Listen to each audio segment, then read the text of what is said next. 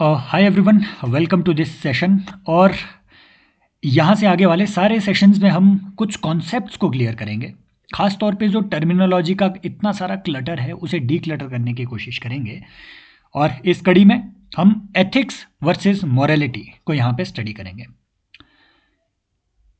इस एक सेशन को बनाने में मैंने अपना बहुत सारा टाइम दिया ये समझने के लिए कि वास्तव में देखिए बहुत थिन लाइन ऑफ डिफरेंस रहता है इन टर्म्स में। यूपीएससी भी आपसे पूछता है कि डिफरेंट टर्म्स के बीच में कभी वो पूछ लेगा कि इंटीग्रिटी वर्सेस प्रोबेबिलिटी पे आप डिफरेंस बताएं। ऐसे ही एथिक्स वर्सेस मोरालिटी पे मैंने भी देखिए है ना, एक काफ़ी बड़े एजुकेटर हैं, उनकी एक काफ़ी लंबी वीडियो देखी, फिर मैंने थोड़ा थोड़ा समझा, लेकिन मुझे वो उतना सही डिस्क्रिप्शन नहीं लगी। After that I studied it और काफ़ी थॉरोली उसके बाद स्टडी किया और फिर इन सारे निचोड़ों में पहुंचा। वो मुझे क्यों उतनी सही नहीं लगी, क्योंकि उसका निचोड़ यही था, है ना। हालांकि वो काफ़ी रेप्यूटेड पर्सन हैं और काफ़ी डेप्थ नॉलेज की वो रखते हैं, लेकिन उनका निचोड़ एथिक्स वर्सेस मॉरलिटी का बहुत ही संकुचित था। संकुचित इस मायने में उन्होंने कहा कि मॉरलिटी वो चीज़ है जो एज ए पर्सन आपकी कंसाइंस फील करती है और एथिक्स वो चीज़ है जो आपकी प्रोफेशनल लाइफ से डील करती है। ये बिल्कुल भी गलत है, ये बिल्कुल गलत है ना। एथिक्स वर्सेस मॉरलिटी में डीपर डिफरेंस को अभी हम यहाँ पे स्टडी करने वाले हैं और यहाँ से आगे की हमारी जो अप्रोच रहेगी, ठीक है। देखिए, अगर मैं ये यूट्यूब में अपलोड कर रहा हूँ तो यूट्यूब वालों के लिए बता दूँ कि ये हमारे एथिक्स के लेक्चर्स का ही हिस्सा है और जो अभी मुझे प्लेटफॉर्म पे civilspot.in पे देख रहे हैं, तो यहाँ से आगे की हमारी जो अप्रोच रहेगी वो ये रहेगी कि एक एक टर्म पे एक लेक्चर बनेगा, छोटा संक्षिप्त लेक्चर होगा, ताकि आप भी जब रिवीजन करना चाहें आपको एकदम से दिख जाए कि एथिक्स वर्सेस मॉरलिटी कहाँ कवर हुआ है। स्टार्ट करते हैं। देखिए, जो एथिक्स और मॉरलिटी है, यूजुअली हम दोनों इन्हें एक नैतिक ट्विन के तौर पे यूज करते हैं। हमें लगता है कि दोनों एक ही चीज है, लेकिन दोनों एक ही बहुत बड़े मॉरल सागर के दो अलग अलग डेप्थ को रिप्रेजेंट करते हैं। Two different depths of the same moral ocean, ethics and morality.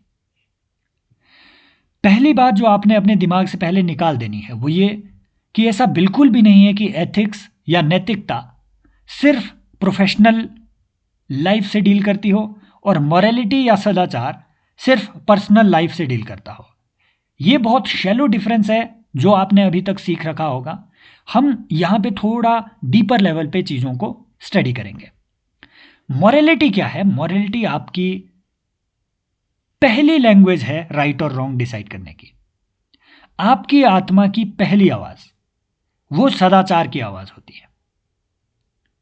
For example, एक बच्चा सीखता है कि भैया झूठ बोलना गलत है, या एक बच्चा सीखता है कि Elder must be respected and promises should be kept. When you learn all these values, you are being moral and you don't question these values. You are conditioned to these values. Morality conditioning demand करती है। Morality को आप जब तक मानते हैं तब तक उसे क्वेश्चन नहीं करते हैं। यू डोंट क्वेश्चन कि lying is wrong, you want question कि अच्छा, आप इसे एक यूनिवर्सल ट्रुथ के तौर पे, आपकी आत्मा इसे एक ट्रुथ के तौर पे मानती है और आप इसे क्वेश्चन नहीं करना चाहते हैं। आप इसमें रीजनिंग नहीं करते हैं। इट इज ए कंडीशनिंग और आपकी कंसाइंस फील करती है कि आपको ये सारे काम करने हैं। So morality is what you feel is right, what you feel is right. लेकिन जरूरी नहीं है कि आपको जो लगता है वो सही है वो वास्तव में सही हो। जरूरी थोड़ी ना है। फॉर एग्जाम्पल, 19th सेंचुरी में, before Sati system was banned in India 1829, उससे पहले तो सती सिस्टम को मॉरल सैंक्शन हासिल था सोसाइटी का। तो उस टाइम पे सती होना एक सदाचार की भावना मानी जाती थी। उसे मॉरल होना कहते हैं। फॉर एग्जाम्पल, मॉरल पुलिसिंग कौन करती है? समाज करती है। महिलाओं पे मॉरल पुलिसिंग होना समाज करता है। कहीं पे अगर एक लड़का एक लड़की एक साथ बैठे हुए हैं तो महिलाओं पे समाज कोई अपनी राय बना देता है, और उस राय को या फिर उस तरीके के सर्वेलांस को, है ना, समाज के द्वारा महिलाओं पे कंट्रोल इस्टेब्लिश करे रखना, उसे मॉरल पुलिसिंग कहा जाता है। मॉरल क्यों कहते हैं उसे? वो तो इमोरल चीज़ है ना। महिलाओं की भी अपनी लिबर्टी है, तो इस तरीके से उन्हें रिस्ट्रेंड रखना, ये तो इमोरल चीज़ है। बावजूद उसके उसे मॉरल पुलिसिंग क्यों कहते हैं? Because it follows the ideal of social morality. Social morality, और हमने सोशल मॉरलिटी और कॉन्स्टिट्यूशनल मॉरलिटी के बीच का डिफरेंस ऑलरेडी डिस्कस किया हुआ है, GS2 में डिस्कस किया है। सोशल मॉरलिटी सदाचार की वो पैमाने होते हैं, सदाचार के वो पैमाने हैं, वो क्राइटेरिया है जो समाज की या सोसाइटी के कस्टम्स से हम डिराइव करते हैं, उसे हम सोशल मॉरलिटी कहते हैं। फॉर एग्जाम्पल, सबरीमाला मंदिर में 15 से लेकर के 55 साल की महिलाओं का प्रवेश वो वर्जित था, और लोगों को लगता था कि ये मॉरल है। Why? People used to feel it कि भैया this is right, and it was a part of social morality. अब मॉरलिटी अलग अलग हो सकती है, पर्सनल मॉरलिटी हो सकती है, सोशल मॉरलिटी हो सकती है, कॉन्स्टिट्यूशनल मॉरलिटी हो सकती है, और तीनों भिन्न हो सकती है। एक समाज में रहते हुए व्यक्ति की अपनी अलग राय हो सकती है, उसे अलग लग सकता है कि yes I feel this is right, I feel this is right, but somebody else can feel something else. So morality is not universal. Person does not question it.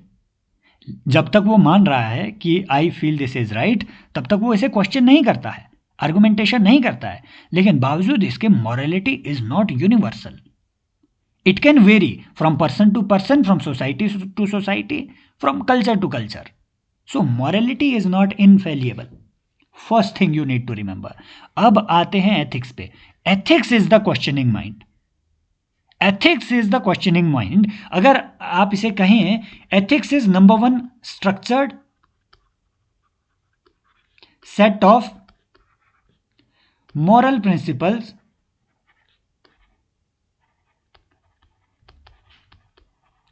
which fulfill the criteria of universality and rationality, है ना। वो universal होंगे और वो rational होंगे। Ethics वो morals हैं, ethics सदाचार के वो नियम है ना। नैतिक होना सदाचार के वो नियम है जो यूनिवर्सली नॉर्मली एक्सेप्टेड होंगे, जो है ना, जो रैशनैलिटी के प्रिंसिपल को अध्ययर करेंगे। फॉर एग्जाम्पल, एथिक्स इज कि आपको हर व्यक्ति की डिग्निटी को अपहोल्ड करना है। फॉर एग्जाम्पल, एथिक्स इज कि आपको ऑर्गेनाइजेशन में इंटीग्रिटी मेंटेन करना है, और ये यूनिवर्सली एक्सेप्टेबल है।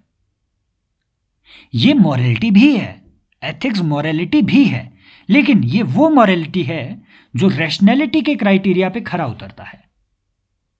एथिक्स के हिसाब से सबरीमाला टेम्पल केस में वहां पर, है ना, एथिक्स के हिसाब से वो रॉन्ग है। एथिक्स के हिसाब से सोशल मॉरलिटी, वो मॉरलिटी जो ऑर्थोडॉक्स हो, वो रॉन्ग होगी। क्यों? क्योंकि वो किसी की पर्सनल फ्रीडम को हार्म कर रही है, हैम्पर कर रही है। So ethics does not, ethics is not unquestioned morality. When ethics enters the scene, human mind pauses and it asks कि why is this right? Morality क्या थी? This is what I feel is right. Ethics क्या है? Ethics आपसे पूछेगा, है ना, वो आर्गुमेंट देगा, वो रीजनड मॉरलिटी है। Ethics is a reasoned morality. तो पहला लाइन ऑफ डिफरेंस क्या है? मॉरलिटी जो है, morality is a feeling of being right. Ethics is a reason behind being right. Morality है ना, एथिक्स जब भी हम एथिक्स की बात करेंगे तो वो ऐसी मॉरलिटी होगी जो रीजन के अंडर एग्जामिन्ड होगी। जैसे एरिस्टोटल ने अपनी बुक लिखी निकोमैकियन एथिक्स, नाम दिया निकोमैकियन एथिक्स, और एरिस्टोटल की ही है ना वो सोक्रेटिक जो स्टेटमेंट है कि an unexamined life is not worth living, तो वहां पे जो है ना रीजन एग्जामिनेशन की बात आ रही है वो है एथिक्स। मॉरलिटी आपसे कहता है कि आपको कमांड को ओबे करना है ना। मॉरलिटी एक इनहेरिटेड मॉरलिटी हो सकती है, आपने अपने फैमिली से मॉरल वैल्यूज है ना ले रखी होगी। फॉर एग्जांपल मॉरलिटी है ना आपकी फैमिली में हो सकता है कुछ ऑर्थोडॉक्स मॉरलिटी हो, महिलाओं को ज़्यादा बोलने की इजाज़त ना हो, तो बड़े बुजुर्ग क्या कहेंगे कि भैया ये अनैतिक ये सदाचारी व्यवहार नहीं है कि घर की बहुएं इस प्रकार के मामलों में बोलने लगे। बोलेंगे, आपके बुजुर्ग बोलेंगे, उन्होंने क्या कहा कि ये सदाचारी नहीं है ये बहू। वो क्या कहेंगे कि ये मॉरल नहीं है ये बहू। क्यों? क्योंकि हमारे यहाँ पे नियम अलग है, आप हमारे नियमों को ओबे नहीं कर रहे हैं। लेकिन एथिक्स तो इंटेरोगेट करेगा, एथिक्स इवेल्युएट करेगा। मॉरलिटी कहेगी कि this is how we do the things.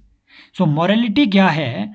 Morality established norms हैं, उनको ओबे करना। और मॉरलिटी में आप क्वेश्चनिंग नहीं करते हैं। क्यों? क्योंकि आपकी कंसाइंस मानती है, आपकी कंसाइंस आपकी आत्मा मानती है कि ये बातें सही है। हो सकता है उससे वो मनवाया गया हो सकता है वो बातें गलत हो, लेकिन आपकी आत्मा तो मानती है कि ये सही है, इसलिए आपकी आत्मा उसे कभी क्वेश्चन नहीं करती है। जैसे अच्छे के पक्ष में आपकी आत्मा मानती है कि सच बोलना सही है, बिल्कुल सही बात है, ये एथिकल भी हुआ। लेकिन आपकी आत्मा मानती है कि ठीक है, महिलाओं का घर के मामले में ज़्यादा बोलना सही नहीं है, आपकी आत्मा मानती है। क्यों? क्योंकि आपको वैसे कंडीशन किया गया है, लेकिन वो एथिकल तो नहीं हुआ। दूसरे पॉइंट ऑफ डिफरेंस है habit and emotion versus reasoned judgment. Morality आप हैबिट और इमोशन से बिल्ड करते हैं। मॉरलिटी के पीछे जो फोर्स काम करती है वो इमोटिव फोर्स काम करती है। आप इमोशनल हो जाते हैं, जब भी आपने झूठ बोलना होगा आप इमोशनल हो जाएंगे कि ओ नो, हे भगवान मैं झूठ बोल रहा हूं, भगवान मुझ पे उपकार करना। आप झूठ बोल ही नहीं पाएंगे। तो वो इमोटिव फोर्स के तौर पे काम कर रहे हैं। फॉर एग्जाम्पल सेंचुरीज तक चाइल्ड मैरिज एक मॉरल इंस्टीट्यूशन है ना के तौर पे डिफेंड किया गया, not with arguments but with emotional appeals, culture and honour की अपील कि बच्चों की जल्दी विवाह कर दो, है ना, बूढ़े इन्हें मत होने दो, नहीं तो हो सकता है लड़कियां भाग जाएंगी, लड़के भाग जाएंगे, वो सब चीजें। चाइल्ड मैरिज को आप एक इमोटिव आर्ग्यूमेंट के तौर पे पेश करते थे, एक इमोटिव अपील के तौर पे पेश करते थे। So morality has an emotive appeal, लेकिन ethics has a reasoned appeal. Ethics reason की बात कर रहा है। फॉर एग्जाम्पल चाइल्ड मैरिज के प्रोहिबिशन के लिए जब भी किसी ने कोई है ना कोई मुहिम चलाई होगी तो उन्होंने उसमें रीजन दिया होगा। रखमाबाई ने अपने रीजन दिए होंगे, ईश्वर चंद्र विद्यासागर जी ने अपने रीजन दिए होंगे, एमजे रनाडे जी ने अपने रीजन दिए होंगे। So ethics is about reasoned judgement कि नहीं, छोटे बच्चों को अपनी लाइफ बिल्ड करनी है। नंबर 2 वो अपरिपक्व है। नंबर 3 ये एक सेक्सुअल हरासमेंट का केस बनता है क्योंकि वो फिजिकली भी उतने मैच्योर नहीं है, ये उन पे एक टॉर्चर है। तो है ना, फिजिकल टॉर्चर है, बायोलॉजिकल टॉर्चर है, उसे हम रीजन्ड जजमेंट कहेंगे। तो ऊपर तो वही बात उस टाइम मॉरल थी, हालांकि 200 साल पहले की बात हो। और दूसरी बात, मॉरलिटी वेरी कर सकती है। चाइल्ड मैरिज 50 साल पहले या इवन आज भी चाइल्ड मैरिज कुछ एक एरियाज में, राजस्थान के कुछ एरियाज में आज भी मॉरल इंस्टीट्यूशन है, आज भी मॉरल इंस्टीट्यूशन है। लेकिन किसी दूसरी जगह वो मॉरल नहीं होगी। एथिक्स यूनिवर्सली एक्सेप्टेड ट्रुथ होते हैं। क्यों? क्योंकि they are reasoned and it is believed कि ह्यूमन रीजन एक डायरेक्शन में फ्लो करता है। A person who is reasonable, who is having the support of reason behind his actions, तो उसके एक्शंस लगभग सिमिलर होंगे। वही बात कांत की डियोंटोलॉजी, कि सब लोगों में रीजन है और सब लोगों का रीजन आर्गुमेंट एक जैसा आएगा। इसीलिए यूनिवर्सलिटी ऑफ ट्रुथ होना चाहिए, जो हमने ऑलरेडी स्टडी किया। दूसरी बात जो हमने ऑलरेडी इधर देखा कि भैया कल्चरल रिलेटिविज्म मॉरलिटी में होता है। हमने ऑलरेडी स्टडी किया कि there is something known as social morality. Social morality वो मॉरलिटी जो सोशल कस्टम्स से डिराइव की जा रही हो। जैसे कॉर्पोरल पनिशमेंट मॉरली एक्सेप्टेबल था बहुत सारी सोसाइटीज में, आज नहीं है उतना एक्सेप्टेबल। या फिर है ना, इंटरनेशनल रिलेशंस में हम स्टडी करते हैं यही, ठीक है, हम इंटरनेशनल रिलेशंस में यही कल्चरल रिलेटिविज्म वगैरह को स्टडी करते हैं, या फिर यही पॉलिटिकल साइंस में इन चीज़ों को स्टडी किया जाता है, कल्चरल रिलेटिविज्म, कि कल्चर से रिलेटिव आपकी पॉलिटिकल वैल्यूज कैसे वेरी करती है। और इसी में कुछ एक ऐसे लोग हैं, जैसे वेस्टर्न सोसाइटीज में इंडिविजुअल की लिबर्टी को सबसे ज़्यादा प्रायोरिटी दी जाती है कि इंडिविजुअल को फ्री रखो। इंडिविजुअल जितना फ्री होगा सोसाइटी एज अ होल उतनी ज़्यादा प्रोग्रेस करेगी। क्यों? क्योंकि individual would be capable of utilizing whatever potential he has और फुल्ली यूटिलाइजिंग हिज एजेंसी। समझ रहे हो? लेकिन यही बात जब आप एशियन सोसाइटीज में, एशियन वैल्यूज में आप अप्लाई करते हो, तो कुछ लोग, कुछ थिंकर्स आते हैं, जैसे महातिर मोहम्मद इंडोनेशिया के ये प्रेसिडेंट रहे हैं, या ली कुआन यू सिंगापुर। तो कुछ एक ऐसे लोग आते हैं जिनका मानना है कि नहीं, Asian values are different, Asian values are different as compared to the western societies. और एशियन वैल्यूज क्या है कि हम सोसाइटी को ज्यादा प्रायोरिटी देते हैं कंपेयर टू इंडिविजुअल। सो अगर सोसाइटी का पॉलिटिकल रिप्रेजेंटेटिव कौन है? स्टेट। सो अगर सोसाइटी कुछ एक ऐसे मेजर्स लेती भी है जिसमें इंडिविजुअल की फ्रीडम को कुछ हद तक आप लिमिट करें, क्यों? ओवरऑल सोशल इंटरेस्ट में, तो वो सॉफ्ट ऑथोरिटेरियनिज्म जस्टिफाई किया जा सकता है एशियन वैल्यूज के बेसिस पे। सो वो मॉरलिटी, वो इंटरनेशनल मॉरलिटी या वो पॉलिटिकल मॉरलिटी चेंज हुई ना, शिफ्ट हुई, बिल्कुल शिफ्ट हुई। So morality has cultural particularity, लेकिन ethics are universal. Value of freedom is universal, value of equality, dignity, respect of everybody, this is universal.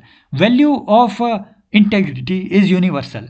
In all organizations, you are expected to follow the principle of integrity.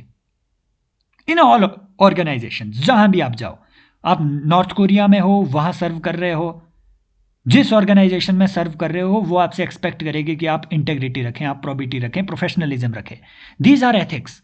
Values can be different. They can vary from person to person, from culture to culture, from society to society. So variation is there. अगली बात, values social sanction पे depend करती है। जैसे हमने देखा patriarchal norms, morals, है ना, मॉरल्स, पैट्रियार्कल नॉर्म्स, ये है ना, ये सोशल मॉरलिटी का हिस्सा है। मॉरल पुलिसिंग, महिलाओं पे मॉरल पुलिसिंग होना, कि ये कैसे कपड़े पहन रही है, ये क्या खा रही है, किधर जा रही है, कैसे ये बैठ रही है, ये मॉरल पुलिसिंग, ये सोशल मॉरलिटी का हिस्सा है। अगर महिला कहीं मैन स्प्रेडिंग करके या फिर उसे कहीं की टांगे फैला के बैठती है, तो उस पर कहा जाता है, कमेंट पास किया जाता है कि तुम अनैतिक तरीके से बैठ रही हो या फिर अशिष्ट तरीके से बैठ रही हो। वो जो शिष्टाचार की भावना है, शिष्ट भावना है ना, वो शिष्टाचार की भावना, सदाचार की भावना, ये सोशल सैंक्शन पे डिपेंड करती है मेनली, या फिर ये कंसाइंस के सैंक्शन पे भी डिपेंड करती है। जैसे सच बोलना आपकी कंसाइंस के सैंक्शन पे डिपेंड करती है। You are not being forced by somebody to only tell the truth, नहीं। लेकिन एथिक्स के पीछे रैशनल अथॉरिटी होती है, रैशनल जजमेंट होती है। जैसे जब ट्रिपल तलाक का एबोलिशन किया गया, तो हालांकि ट्रिपल तलाक केस में, शायरा बानो केस में सुप्रीम कोर्ट ने कॉन्स्टिट्यूशनल मॉरलिटी का रीजन दिया, बट कॉन्स्टिट्यूशनल मॉरलिटी एक्चुअल में क्या है? वो एथिकल प्रिंसिपल्स ही तो है। Constitutional morality is reasoned morality, that means they are ethical principles. So ethics के लिए रैशनल अथॉरिटी होती है, अथॉरिटी है ना, उसको एनफोर्स करने के लिए आपकी रैशनैलिटी आगे आती है। Conscience versus institutions, morality primarily shapes the personal conscience of an individual, कि झूठ मत बोलो, पॉर्न मत देखो, है ना, ये मत करो, वो मत करो, ये चीजें आपकी पर्सनल कंसाइंस को शेप करती है। एथिक्स इंस्टीट्यूशनल डिजाइन के लिए जरूरी है कि civil services code, code of ethics, judicial ethics, कि भैया जजों को, नंबर 1, जजेस आर नॉट रिक्वायर्ड, जजेस are neither required nor expected to justify और to criticise there on judgement in public sphere after retirement. However आज के दौर में यह हो रहा है। कोई जजेस हैं, वो अर्नब गोस्वामी के इंटरव्यू में जाएंगे, उन्होंने जजमेंट दे दिया। द रीजन बिहाइंड इट वो उन्होंने ऑलरेडी अपनी जजमेंट में सुप्रीम कोर्ट में लिख चुके हैं। उस जजमेंट पे, जो कि एक मेजॉरिटी की जजमेंट है, उस पे अगर क्वेश्चन रेज करना है या जज को कुछ बोलना है, वो एक्सपेक्ट नहीं किया जाता है कि आप जजेस कोर्ट रूम के बाहर उस चीज को है ना, उस चीज की रीजनिंग करें। भले वो जजमेंट गलत हो, कोर्ट के अंदर वो अपनी जजमेंट वहां पे देंगे, अपनी बातें वहां पे लिखेंगे, वो माना जाएगा। अगर किसी को लगता है कि जजमेंट बुरा है, रिव्यू पिटिशन डालिए। लेकिन ये जुडिशियरी, ये जजेस के लिए बिल्कुल अनएथिकल है कि वो पब्लिक स्फीयर में आकर के उन सारी चीजों को जो कि कानूनी दायरे में डिस्कस हुई थी, उन्हें आप जनरल परसेप्शन में, है ना, या फिर जनरल पर्सपेक्टिव से उन लोगों के साथ डिस्कस करें, उन लोगों के साथ डिबेट करें जो उन कोड्स को फॉलो नहीं करते हैं जो जुडिशियल प्रोसीडिंग्स के लिए बने हैं। तो यहां पे ब्रीच ऑफ एथिक्स हो रहा है, बिल्कुल हो रहा है। ह्यूमन राइट्स फ्रेमवर्क, ये एथिक्स के फ्रेमवर्क है, ये इंस्टीट्यूशंस को शेप करने के लिए बनाए गए हैं। Order versus justice, morality social order create करना चाहती है कि झूठ मत बोलो, किसी को थपेड़ मत मारो, कहीं ऊट पटांग मत करो। ये स्मूथ फंक्शनिंग ऑफ सोसाइटी के लिए है। जैसे धर्म में, है ना, धर्म क्या चाहते हैं कि, है ना, धर्म जो है क्या चाहते हैं कि वो जो धरती को एक साथ जोड़ के रखे, उसका नाम धर्म है। तो इसी के लिए आपको वर्ण धर्म दिया गया है। तो वर्ण की मॉरलिटी उसमें फॉलो होगी कि इस वर्ण के आदमी को यह सारा काम करना चाहिए, वर्ण धर्म,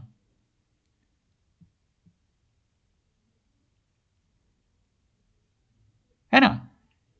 लेकिन एथिक्स क्या है? एथिक्स जस्टिस की बात करता है। वो क्वेश्चन करेगा कि आपने जो ये रूल्स प्रेस्क्राइब किए हैं, मनुस्मृति में जो रूल्स दिए गए हैं, वो क्या जस्टिस को परसू कर पाते हैं? अगर नहीं कर पाते हैं तो हम महद सत्याग्रह भी कर लेंगे। वो एथिकल अप्रोच है। So ethics aims at justice, morality aims at social order, and morality aims at reducing the crisis of conscience. कि आपकी कंसाइंस जो बोल रही है उसको कम से कम करो। क्राइसिस ऑफ कंसाइंस कब आता है? क्राइसिस ऑफ कंसाइंस आता है आपकी आत्मा कुछ बोल रही है, भले वो गलत बोल रही हो, लेकिन आपको करना कुछ और पड़ रहा है, तो वहां का क्राइसिस ऑफ कंसाइंस आता है। तो मॉरलिटी आपसे क्या एक्सपेक्ट करेगी कि आपकी आत्मा, जिस भी प्रकार से आपकी आत्मा कंडीशन हुई हो, आपका मन कंडीशन हुआ है, जो भी वो बोल रहा है, सही बोल रहा है, गलत बोल रहा है, आपसे वो एक्सपेक्ट करेगा कि आत्मा की आवाज़ को फॉलो करो। तो हो सकता है वो आपकी आत्मा गलत आवाज़ भी दे सकती है, ऐसा नहीं है कि सही ही आवाज़ देगी। वो बातें हैं। So ethics and morality are not rivals but they are companions. Morality gives us root, ethics gives us wings. Morality makes us members of a community. Ethics makes us accountable as a human being.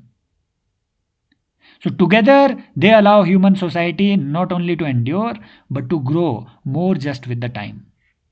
ज़्यादा justice, ज़्यादा है ना, और ज़्यादा justice को परसू करने वाला व्यक्ति बनाते हैं ये दोनों, और ज़्यादा न्यायपूर्ण बनाते हैं ये दोनों। एथिक्स एंड मॉरलिटी दोनों कॉम्प्लीमेंट्री है, कोई एक दूसरे के अगेंस्ट नहीं है। सो आई होप यहाँ से आपको क्लियर हुआ होगा कि एथिक्स ऐसा नहीं है कि वो सिर्फ प्रोफेशनल हो और मॉरलिटी ऐसा नहीं है कि वो सिर्फ पर्सनल हो। डीपर डिफरेंस क्या है ये यहाँ पे है ना, डिफरेंट टेक्स्ट से मैंने ये ऐड करने की कोशिश की है, देखिए इसमें, ठीक है, अलग अलग जगह से अलग अलग सर्चेज है ना, हर चीज़ की इसमें हेल्प ली गई है।